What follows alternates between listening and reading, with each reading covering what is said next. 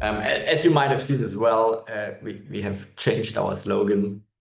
This is the updated one. We were looking forever for a couple of words to describe an EWOR Fellow best. And those are the ones we converged on for those who think in decades and build in days.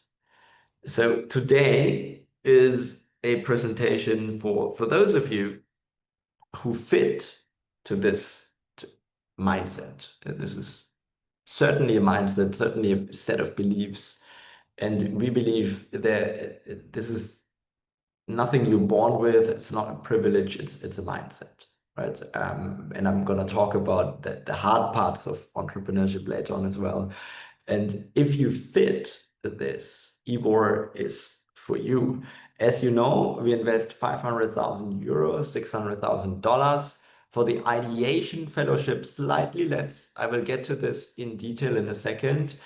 For the 0.1% outlier founders, right? So we likely this year it's going to be even less than 0.1%. Last year it was 35,000 applicants. We accepted 35 people. So we're incredibly selective. That's also why you read radically selective everywhere. And then we help you embark on a completely modular fellowship that is led by a team of unicorn and decacorn founders. I'll get into this in a second. I'm also going to get into the angle of being completely modular, and we'll explain this a little bit better. But we designed this fellowship in a way where we said, so what would a unicorn founder do? You know, you've created a company that is worth more than $1 billion, and then you're looking at EWOR again, and it still needs to be valuable. And this is the mindset from which we designed this. And I hope this will become crystal clear by the end of me going through the slides. So at this point, people raise on higher valuations, much more high likelihood to raise a seed round. Actually, at this point, we're at a point where every single person raises a seed round. And actually, the number is not up to date. During the last EWOR Grand Pitch, people raised 4 times more compared to Y Combinator Demo Day. So it's very cool to see. These are some fellows that recently closed their rounds, pretty much the 5 last fellows we accepted. All of those fellows we accepted this year. None of them joined us in 2024. They all joined us in 2025. Johnny raised a 10 million round. Sundar raised a 6 million round. Eric raises a 2 million round, which is closing right now. Elias raised a 6.6 million round, already announced it. Josiah raised a 9 million round. And those are not even like just the best rounds or whatever. It's just some examples. There are 10 more rounds of these sizes that happened. So it's amazing to see that many people are like raising incredible rounds, right? A couple of exciting news. The first thing is we launched a bunch of new modules, which I'll explain in a second, to help you hire the very best people, to help you make ARR fast, and where we can actually make a difference in you getting ARR way quicker and getting more productive time. We have the first EWOR unicorn now. We still haven't announced it yet because there was so many other news we needed to share. It actually happened earlier this year. It's a $3.5 billion valuation. We will announce it soon. We plan to do an article about it. The company is called Peak. And then we have a second one that is currently in the making. The contracts are not yet signed, but that would of course be awesome. We're around 3 years in now with investing, and that would 2.5 actually. Having 2 unicorns in that short amount of time is amazing. It makes us really happy. The average raise last time was around $4 million, and the collective company value created by the full-time partners of EWOR is around 19 billion. If you include an article wrote by the Financial Times recently about one of the ventures started by one of the partners. So you work with an exceptional team. That's my first core message for tonight. 40% of our full-time people have built a 100 million plus company. Those are the people you'll be working with. I'm not going to go through everyone's bio, but Petter, for example, built an $8 billion company. Hubertus hired 800 people at My Muesli, created the biggest food brand in Europe for 5 consecutive years without a brand budget, then built a deep tech company which is called Project Eden, raised 27 millions among many from Creandum. Alex built ProGlove, sold it for 500 million. Paul built Adjust, sold for 1.2 billion. To my knowledge, he's the youngest German with a billion plus cash exit. And those people are full time, right? They're not, pausing on slides. They're the ones actually working with you every single week. And the number one thing I can recommend you do is, if you consider doing EWOR, don't just listen to me going through a bunch of slides. Actually call people up. Call fellows that did it this year, and ask them, how is it working with those people? Because they can tell you the stories of what it means. And that's your homework to do. I don't know how much it means from me saying this, and do your homework, call people up. And then I think it will be crystal clear. And these are the people we accept into the fellowship. I'm also not going to go through everyone, but I think the message comes across. We're looking for absolutely exceptional people. And EWOR is not meant to be a democratic organization. It is not meant to fund people that don't have any possibilities. Actually, these people here, they have plenty of possibility. Like, all we care about is who is able to change the world. And some of those people we find in, marginalized communities and countries, and they have had zero opportunity so far, and we find them incredible, and they end up building incredible ventures with us. And some of them already have all of that opportunity and have built a unicorn like Ricky, or like 180 million revenue company like Andrew, and so on and so forth, right? Like from first-time founders like Jürgen, who actually, as a first-time founder, ended up raising the biggest pre-seed in Europe by a first-time founder at that time, 30 million pre-seed, to people like Ricky, who's done it multiple times. We don't care what your background is. We back both 19-year-olds and 50-year-olds. We don't care which university you went to. We care about you being absolutely outstanding. And that is important to us. And we will be rigorously selective on that regard. Yeah? And we have our own philosophy of what it means to build $1 billion company. It's tough. I'm going to talk about this later.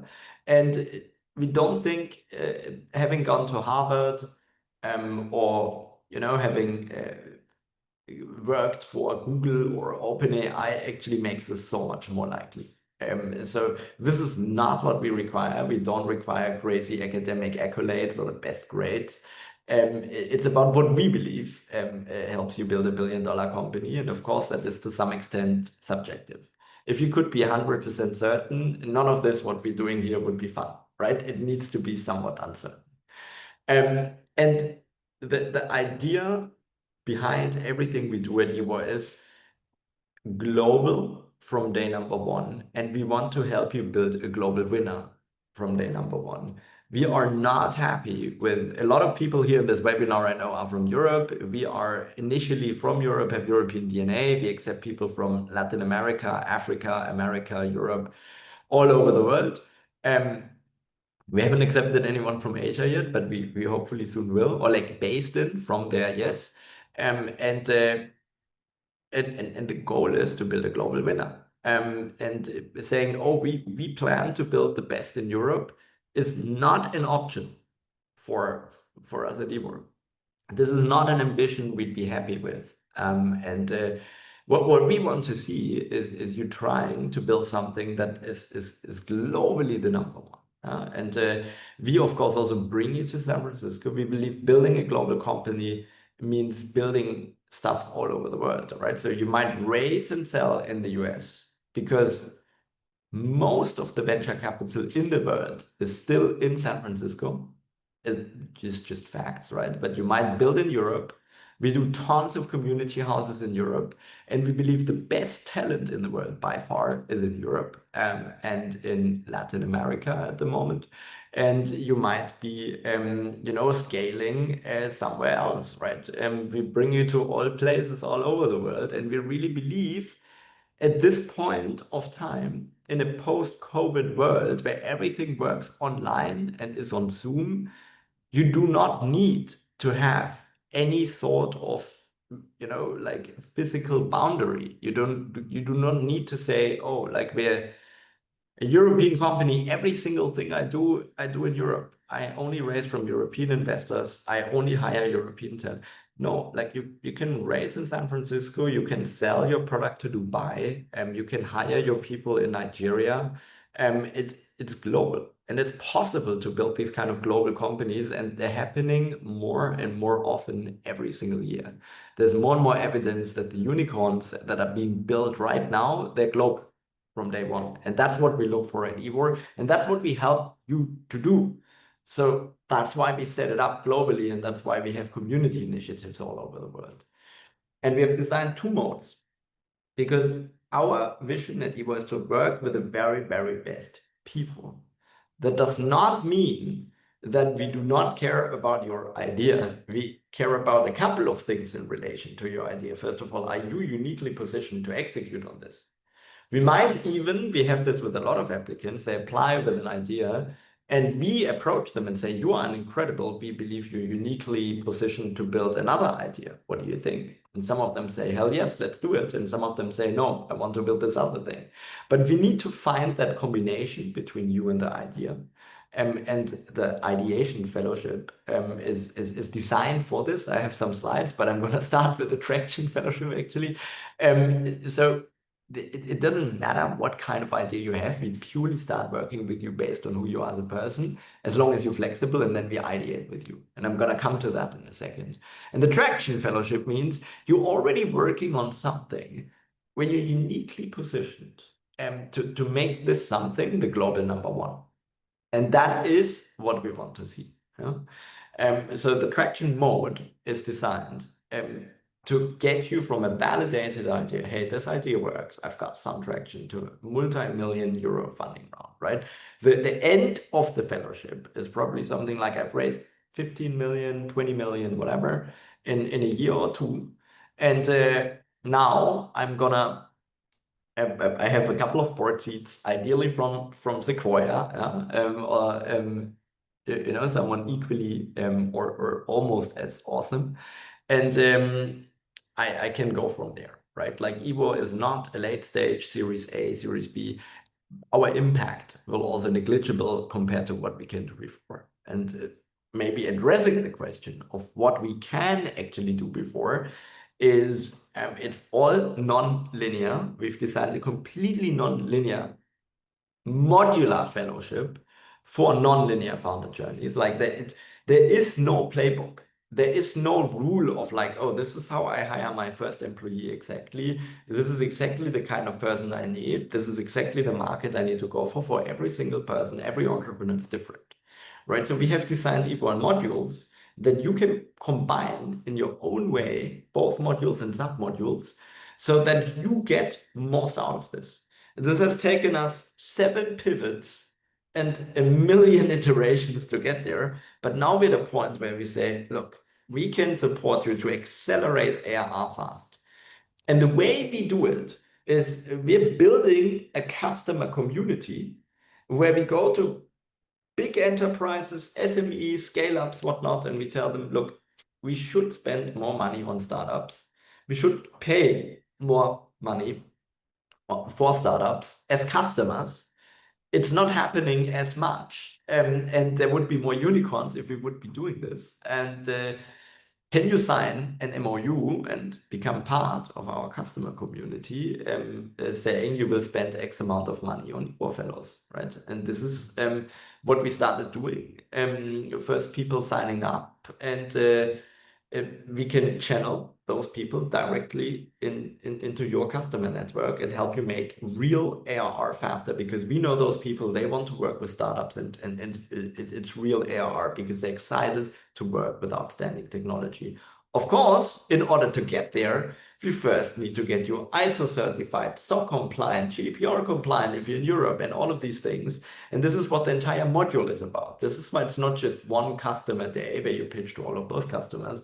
This is why we have an entire module. And for those of you listening who say, hey, I've built and sold my company and know how this goes, you don't need to participate in any of this. You can just go to the customer day, collect your ARR, and go on. And for those of you who are first-time founders and have never built a business in their life, you might want to do all of this, all of the platform content, everything attached, right? And afterwards, you're a real pro in understanding value prop, pricing, GTM, and all of this, and you can actually make use of all of this value. Because just throwing all of you into this right now, I would argue at least 90% of you would struggle to close this annual recurring revenue. And this is what this module is about as well. It's about your knowledge and so on. You get the idea, maybe now a little bit faster. The next thing is hiring. And we help you hire. And there's 50,000 applicants that might be a fit. There's an operators day, which is actually happening on Friday. For all of you who are interested in maybe working as employee 1 to 10 for one of those people, where are they? Yeah, actually, some of those are gonna be at the operators day on Friday. And if you're keen to say, hey, like I just want 1% or whatever of equity and I want to work on a rocket ship like this, feel free to join our operators day. You have to sign up. We filter this because if you're a fellow, you also want us to only provide the very strongest people, and then you pitch, and then you can make your first 10 hires through EWOR. You don't even need to reach out yourself. So you get whatever, 500K ARR, you hire your first 10 people, you have a $4 million expected raise. I hope the next one is going to be at $5 million. So anticipating growth on our side and more success, right? It's very likely that in the future you will have an even higher expected raise. So all of the things you need to do as a founder, they're easier because of EWOR. That's the idea, right? You raise more money faster. You hire the very best people and get introduced to people you didn't even know, and you make ARR faster, right? And then the rest is actually to tap into San Francisco. It's one of the most powerful ecosystems on the planet. And no matter where you build your company, no matter where you're based, I think every single founder should have some footprint in San Francisco. I'm also spending a lot of time there, and I think it's an absolutely exceptional ecosystem. The mindset, the speed, the ambition, it's insane. The next thing is we help you grow as a person. This is one of the core modules as well. Basically optimizing your time, your productivity. Because as a future unicorn founder, you need to get a lot of things done. And we've designed a module, actually Petter and me, that culminates not in a pitch in front of customers, talent, or investors. It actually culminates in what we call a perfect week. We get up every day at 5:30, and at 6 a.m. we're already in front of the PC and we're getting stuff done. And we're doing so in a sustainable manner that is burnout preventative. High energy, great nutrition, great sleep, great wind down routine, low stress, low cortisol. And it's scientifically validated. We have a 180-page productivity Bible on our website if you want to read it. And we basically bring those principles in the productivity Bible to life during this personal development module. And then we run circles, like little forums that you can join. Every month you meet, and you are joining a group of exceptional EWOR peers that are your sparring partners for all of the challenges you're facing. So this is the modularization of EWOR. Next to all of the community stuff I have shown here, and all of the events and the people we bring you in touch with. The Connect is our most exclusive event. We bring lots of unicorn founders and fun GPs there. We do these modules. And when you do those modules, how you do those modules, and if you do those modules is completely up to you. That's the magic of the EWOR system. So in a nutshell, we help you raise an oversubscribed round, hire the best talent, sell faster, better, smarter, and embark on a once-in-a-lifetime personal development journey. That is what EWOR is about. And then we have the ideation mode, which is the traction mode, plus you can find your co-founders through EWOR. So if you're saying like, hey, I'm alone, but I'm looking for 2 to 3 exceptional people, ideation is for you. And if you say, hey, I don't have something yet, you will on a weekly basis iterate with us. And we've done this, for example, with a company called Minitab, and they joined us in January this year, if I'm not mistaken. And we kept ideating for 4 months. And actually, after 4 months, we found the perfect idea, Minitab with a P.ai. And we were like, this, you are uniquely positioned to build this. And then and that was actually pushed by the founders, right? Like that was not our idea at EWOR. Like we basically just provided the sparring. And at one point the founder said, I want to do this. And we said, look, we've seen some things in the space. Do you really believe you can be better? And they said, yes, like we can. And then they raised a $4.5 million round to make it work, right? So this can go really fast. It can be 4 months. I've seen it go into 1 month. With another fellow, Ideation, join us in May or June and raise a 6 million round right now. So idea to 100K users or so in 4 months. That can happen too. So it can also be fast. And we've also had people who needed 9 months. This is really more luck than skill. Like ideation just takes time. You have to take the time to do it. Yeah? And we're just here to be a sparring partner to make this work and to find the right perfect thing. And the funny thing is, at this point, we see many of the ideation people raise the biggest rounds. Because we, as EWOR partners, of course, we see 50,000 applications a year. We know what works and what doesn't. We can observe trends and we can really help you identify the right things. But they have to come from you. We can only criticize them from the outside. It has to come from within you. We won't tell you, work on this. We also ethically don't believe in this because we do review those applications. We, of course, have an idea in our head, but we ethically, if you apply with an idea that's your idea, we won't share it. We're very clean here. So for us, it's really important that it comes from the fellows. So if you make it into the ideation mode, we are expecting you, of course, to come up with those things, and we're just pointing directions and sparring and making sure this can turn into $1 billion thing. Some honest reflections, before we round up everything. The journey towards a sustainable $1 billion company comes with incredible sacrifices. It's not for everyone. It is not for everyone. I can only repeat this twice, right? It's one of the hardest things to do. It's generally not one of the things with the highest quality of life.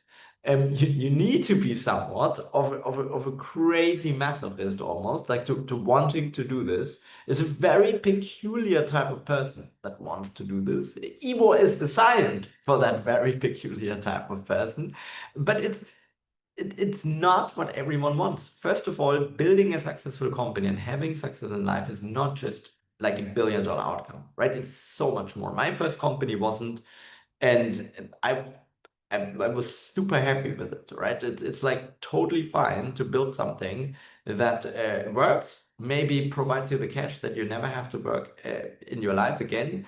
But EVO is not designed around this. We have a lot of people, they say, hey, like all I want is a 10 million outcome. EVO is not designed for people who want this. It's very important for me to say, not because it's good or bad, or because we believe 1 billion is better, because this is truly what we're excited at EWOR. Like many of the EWOR people have done 1 billion, 10 billion. They want EWOR fellows to do something even bigger, even greater.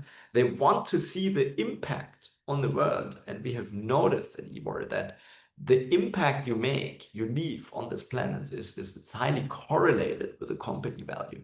And this is what we're really excited about. And this is why we're doing what we're doing. This does not mean it's a bad thing if you don't want this.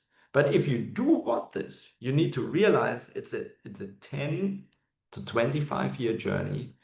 It comes with incredible sacrifices personally. It typically comes with a lot of pain. It comes with most people issues in like even physical health and whatnot. And it's just, we won't force anyone into this. Like we would never do this. Like it kind of has to come from within you. But if that is what you truly want, then EWOR is the right place, because it takes a lot to change the world. And we're looking for people who are willing to put in what it takes to make a massive impact. So a quick recap of the deal. Traction comes with 500K euros, is around $600K at this point. Ideation comes with a 300K investment. There is no extra at Traction. At Ideation, we're actually saying, look, we're helping you find the co-founder, we're ideating with you. Just economically, we've calculated it, and it takes 3 times more time for the EWOR partners. And the team I've just showed you, those 40% of us who have built 100 million plus companies, time is, of course, their scarcest resource. So we're investing 110K capped, 390K uncapped in the Traction deal, no strings attached. And in the Ideation, we're doing 65 plus 235K. It's exactly the same ratio. And including the 3% fee, this is yielding 9.5%. Yeah, so if you do ideation mode, you end up diluting 9.5%. If you do the traction mode, we do 7.3%. Yeah. Traction also comes upfront money on the bank account next week.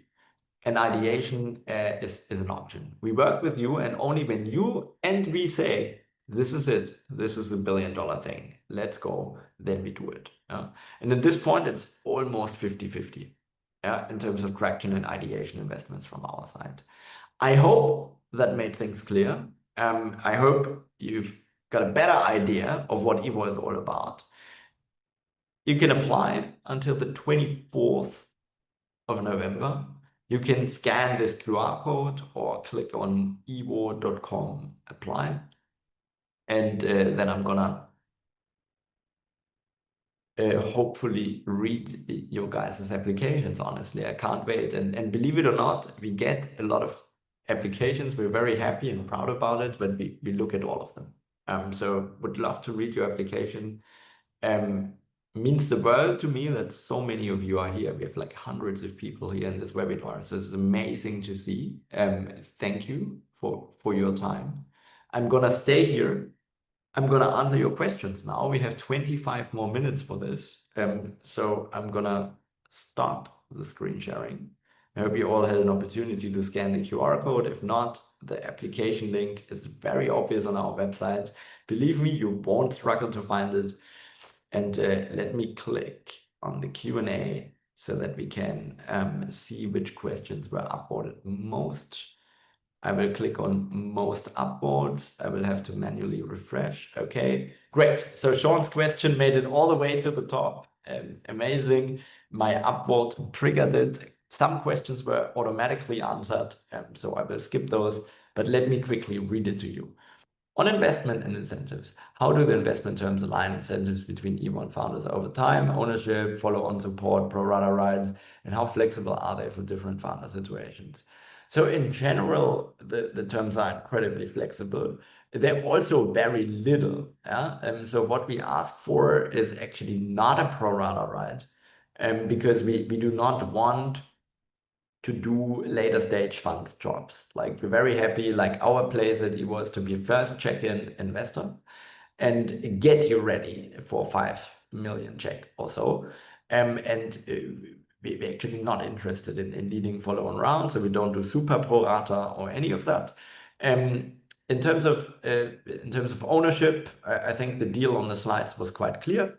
We very rarely do exceptions here. And on the follow-on support, we do the fellowship, right? Everyone gets the same options. People can do whatever they want. They don't have to do any of the modules. That's also the magic of EWOR.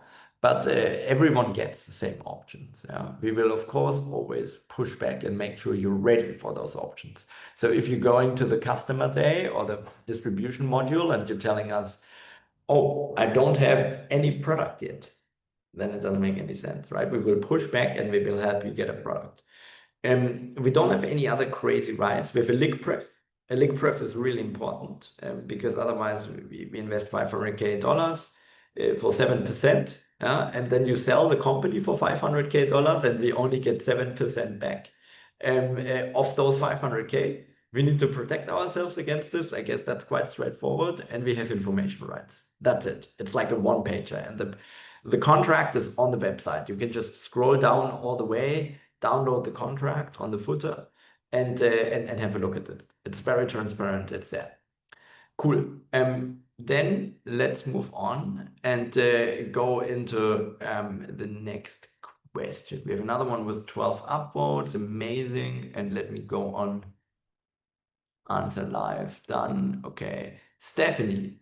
So Stephanie is asking, can you tell us some of the latest success stories with AI-centric companies you helped launch? We're an AI infrastructure company.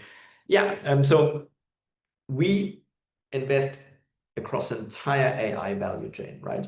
We have people who have built proprietary chip infra that allows to inference a neural net in 0.1 milliseconds.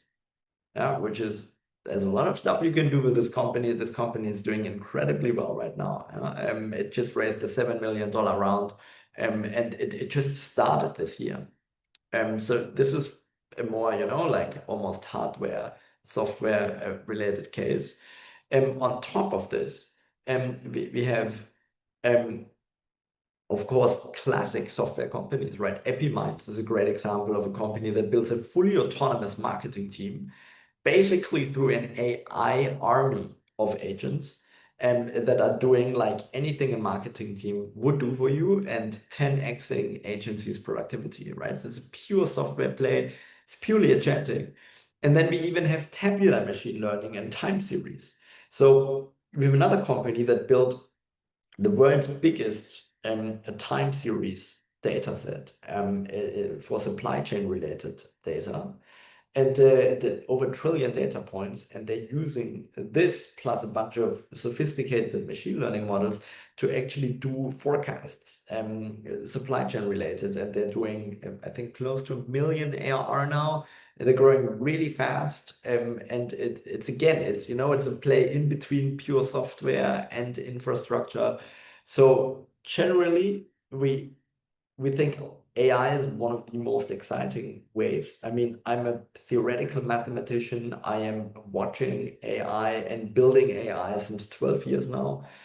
And I've started, with the most basic convolutional neural networks, random forests, XGBoosts, lots of tabular machine learning, to all sorts of, like image and video related models, to then of course like the modern like large language models, right? And we've also backed foundational models. So we're very flexible, but we understand AI incredibly well, and we will of course look deep and see whether it, in our opinion, makes sense. And then I see there's a follow-on question, which is a colleague I know and hiked with, Daniela Braga, did this. She's a unicorn. She gave me all the stories. She can do it, so I can do it. Amazing. Yeah, if you can do it, if you can build a unicorn, then EWOR is the right place for you. Moving on, 15 upvotes. What is EWOR's primary investment thesis? Do you only look for B2B SaaS? I think we're probably the least B2B SaaS investments out of any investor in Europe, because that's what everyone is doing. And we actually, so first of all, we're not a big fan of B2B SaaS right now. We believe SaaS is almost a dying category. And for everyone here in this room building a SaaS, I'm very sorry for you, but it's going to be an incredibly hard time. Why? Because software is getting an incredible commodity, right? SaaS was built on the premise, hey, it takes you as a company, you're an enterprise, right? Let's say you're Apple or whatever company, and you're buying software because it takes you 5 million to build that piece of software. So you say, oh, I don't want to spend 5 million to solve this tiny problem. So you buy SaaS from someone else who spends 5 million as well, maybe even a little bit more, makes it more sophisticated, 7.5 million to build it. And you only pay 50,000 euros a year, but that person can sell it to like 10,000 people. And of course, with that, make 500 million in ARR a year, and build a super profitable company, even though they spend 7.5 million, right? This is the premise of SaaS. In a world where Apple can say, oh, I have one engineer and they can vibe code the software product in like 2 weeks, SaaS is no longer needed. So many SaaS, especially those with a low price point, that are easy to vibe code, easy to rebuild, they're completely gonna lose relevance. And if it's not something absolutely sophisticated and crazy you do, it's gonna be really hard to build a SaaS business in 2025 and beyond, right? And be thinking, discussing, updating our thinking here, there as well. So we do have thesis when it comes to what kind of technology works, what kind of technology not. And what our thesis there is at EWOR is we want to invest in margin protecting technology. Protecting your margin comes from multiple things. It can come from network effects. This is what the era of 2000 relied on, right? Like where Google, Facebook, and many other companies came, because there's so many people, and with every additional user, there's an additional benefit of you being on the platform. This protects your margin because you're always incentivized to go to the first and biggest. Great. This is hard to do because most of the consumer marketplaces and B2B marketplaces have been built by now. So actually, you need to do something else that protects your margin, and that typically means you do something really, really hard. And if you do something really, really hard that no one else can do, then it's exciting, right? We call this margin protecting technology at EWOR. But this is maybe 5% of what we would look at. 95% of what we would look at as a founder. We at EWOR become so early that everything is open. And we can also help you navigate that journey, right? So pretty much all of the decision making we do is do we believe this is a founder who has a skill set and the team and whatever to build $1 billion plus outcome? And then we say, let's do it. And if it's deep tech, we would look a lot at the tech. You cannot just pivot your space tech company tomorrow. So if you're building something in space tech, we won't just look at you. It will probably be also 20% the idea, whatever. But if it is a software company, we will be very flexible and very open. And we might even invest if you don't believe in your idea and your business model, because we can help you get there. It's that early. Anything goes, right? So we invest based on who the founder is, and then we see them build all sorts of stuff. And we actually see the best founders globally now build much more deep tech. So the EWOR deep tech chunk has grown a lot. Not because we want to do more deep tech, but because the very best people we find end up building more deep tech, and so on and so forth. Right? I could go on with this for ages, but I believe the message is clear. So I hope that helped, Julia. And let me move on to Ronald. So Ronald is asking. And by the way, the questions have gotten so much better in quality. It's very refreshing to doing those webinars 1.5 years ago. Could you tell a story of the biggest failure you've witnessed? Oh, wow. Yeah. Let me think about. It's hard to say biggest failure, right? So biggest failure, to me, failure is great. Failure means you learn, right? I've learned my second company did not work out. My first one worked out, and my third one worked out. But I learned most during my second company. And in terms of witnessing it, maybe my personal story here, because I don't dare to say that any of the founders, there are multiple founders I have either personally invested in or I have backed through EWOR.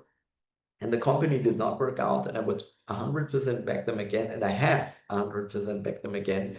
And to me, it's not a failure, right? But personally, I can share a lot of what was going on in my mind, and I think it was a failure because I was very stupid in many regards. I ran a research company as my first company. And then afterwards, I said, I know how to build a company. Now I build a B2C consumer app.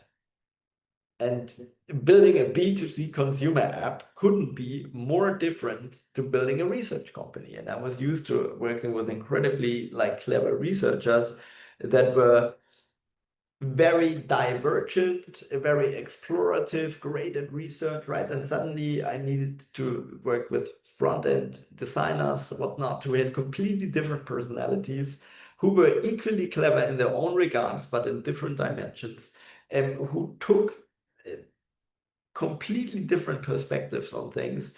So that was different. I needed to do something completely different. I need to launch fast and learn and iterate. That's not what you do at a research company. And it's like, I know that like many accelerators out there still tell you, even if you build a research company, launch fast, fail fast. This is like bullshit for research company. And there's a lot of them out there.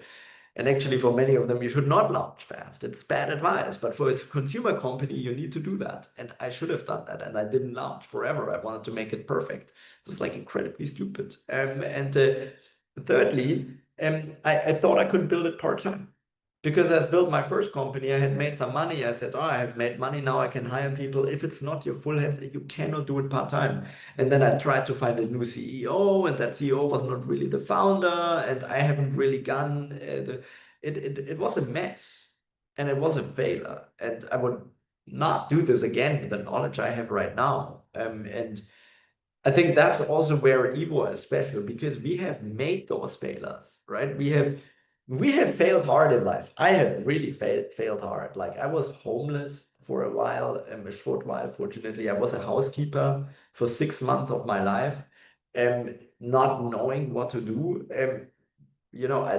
There's so much shit we've done where we like don't do this. And I think the bigger value from EWOR comes from the stuff we can tell you not to do because we've done those mistakes actually than the things that go right. So yeah, I hope that helps. And then we have Adriana with a follow-up question in there. It's like, what do you consider as traction? Only sales or also other forms of progress? I'm in a very early stage, just a couple of months in, building fast MVPs, testing them and approaching companies. Do you think it's better to apply ideation phase? Right now, we're being selected to some grant support and have been winning hackathons, which helps us test and build, even generating small income from winning tracks while we work towards finding $1 billion idea. Okay, so if this is not yet traction for that $1 billion idea, I would rather do the Ideation Fellowship. In the end, we're really fair people at EWOR. Like we do this for the long term, right? So if you don't have the traction, and we believe you applied for traction, you should do ideation, we will tell you. And if you applied for ideation and we believe you should do traction, we will tell you.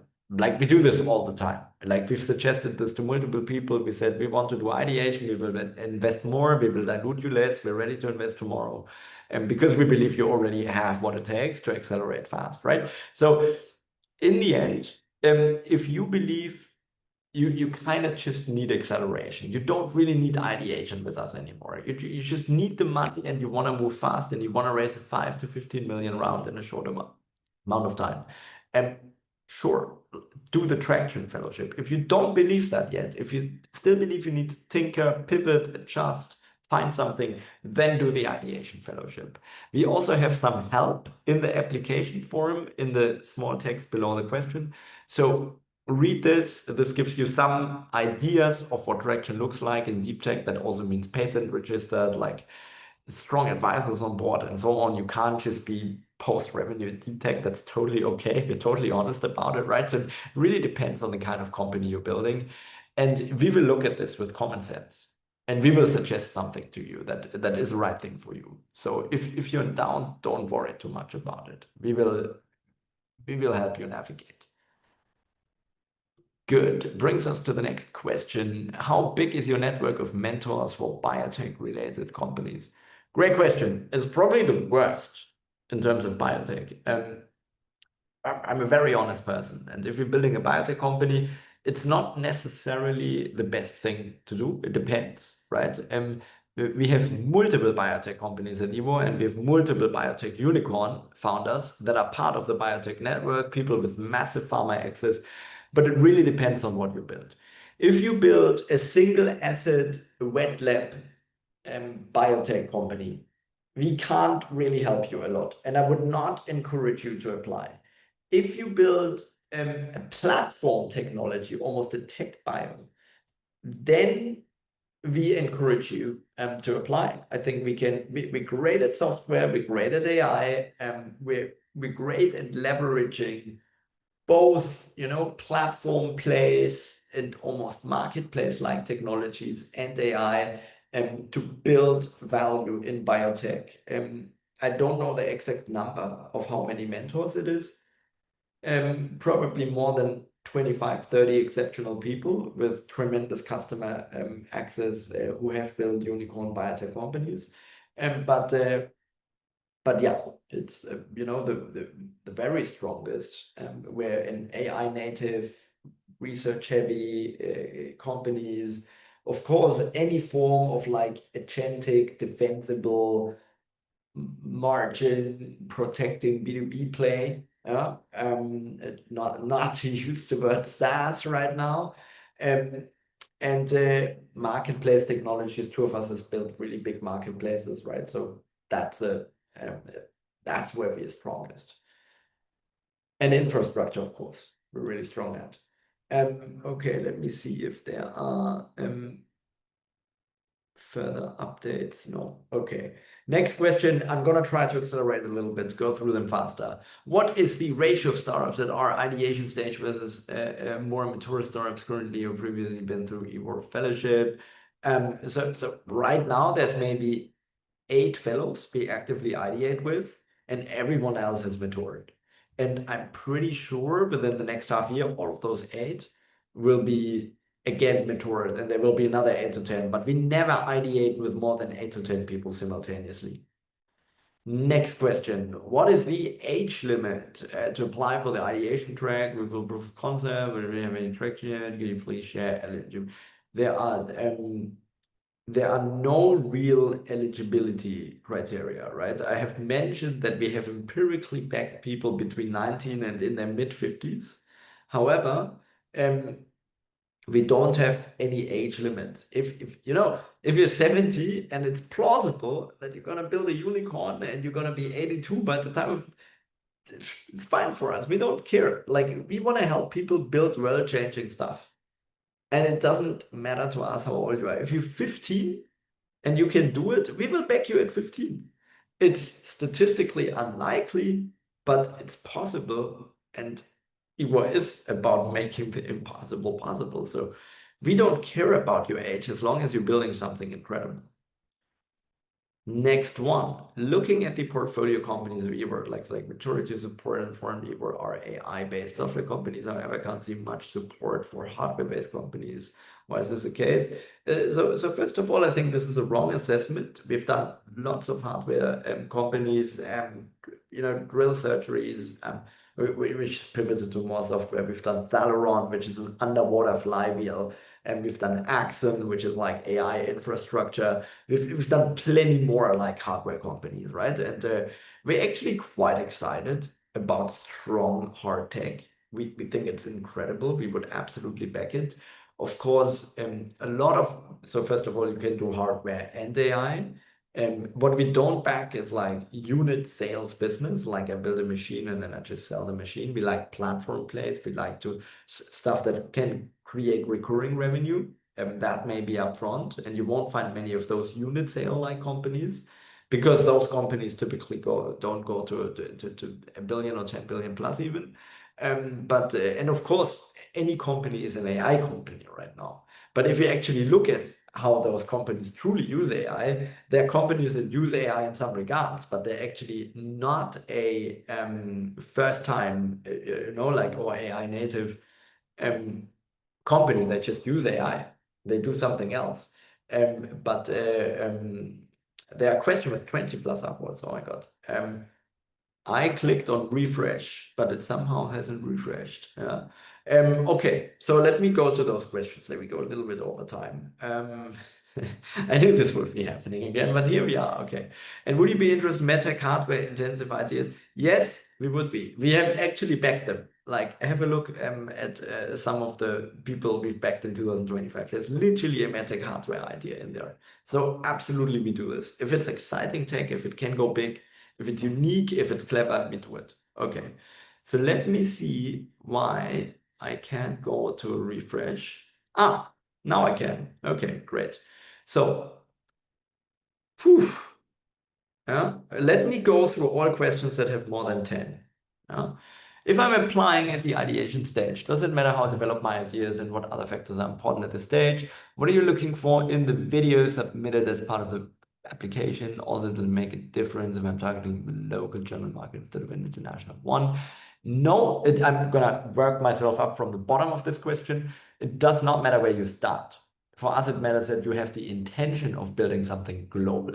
Yeah, eventually you need to start somewhere. Yeah, and that might mean you want to start with Germany. Yeah, no problem. We're looking for your ability to communicate in the venture. You will have to communicate all the time to employees, to customers, to investors. As an investor, we want to see you do it well. Yeah? And doing it well doesn't mean you are the born public speaker. I mean, look at the early pitches of Mark Zuckerberg, Elon, and so on. But they communicate incredibly clearly. And that's what we want to see you able to do.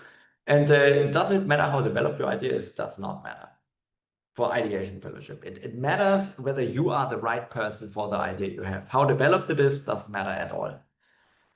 Okay. So hope that's clear. Next question. EWOR has a lot of co-founder positions posted on LinkedIn. Are these opportunities to join existing EWOR startup building a new venture from scratch? Both. Yeah, we have both of this online. We're of course always looking for co-founders for EWOR startups, and LinkedIn is actually a platform that makes a huge difference there. And we're also helping you be co-founder in your own company, either you being employed by us or you even starting your own thing we just funded. Hope that makes it clear. Next one, on LinkedIn, I see profiles of founders shared by EWOR. They all overachievers, might be considered as an average Joe compared to them. My achievements so far being a top student in uni and then normal job, and now building my first startup. Still not impressed with the people I see with LinkedIn page. What are the chances of people like me to get accepted into EWOR?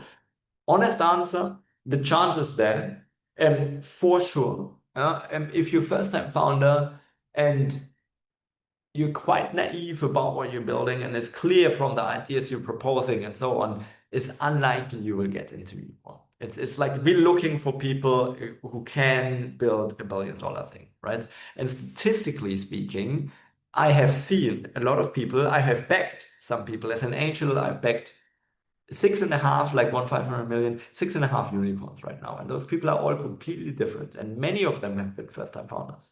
Yeah, all trillion-dollar companies were built by first-time founders. So we absolutely will not treat your application categorically and say, oh, you're not a second-time founder, we will not invest, we will not do this. But we want you to be absolutely wired to do this and turn this into a massive success. And that is important to us, and that is what we want to see. Yeah? And if you can bring this across in your application, you do get a chance. If there's nothing that makes it special, maybe do something special and apply with your second idea. EWOR is meant for the people who, like change the world.